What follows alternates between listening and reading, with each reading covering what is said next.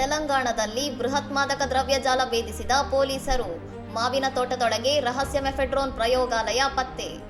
ಯದಾದ್ರಿ ಭುವನಗಿರಿ ಜಿಲ್ಲೆಯ ಮಾವಿನ ತೋಟವೊಂದರಲ್ಲಿ facial glow powder ಘಟಕದ ಸೋಗಿನಲ್ಲಿ ಅಕ್ರಮ ಮೆಫೆಡ್ರೋನ್ ಪ್ರಯೋಗಾಲಯ ನಡೆಸುತ್ತಿದ್ದ ಅಂತಾರಾಷ್ಟ್ರೀಯ ಡ್ರಗ್ ಸಿಂಡಿಕೇಟ್ ಅನ್ನು ಪೊಲೀಸರು ಭೇದಿಸಿದ್ದಾರೆ. ತೆಲಂಗಾಣ ಈಗಲ್ ಫೋರ್ಸ್ ಮತ್ತು ಸ್ಥಳೀಯ ಪೊಲೀಸರ ಜಂಟಿ ಕಾರ್ಯಾಚರಣೆಯಲ್ಲಿ 1 ಕೋಟಿಗೂ ಹೆಚ್ಚು ಮೌಲ್ಯದ ಮಾದಕ ದ್ರವ್ಯಗಳು, ರಾಸಾಯನಿಕಗಳು ಮತ್ತು ಉಪಕರಣಗಳನ್ನು ವಶಪಡಿಸಿಕೊಳ್ಳಲಾಗಿದೆ.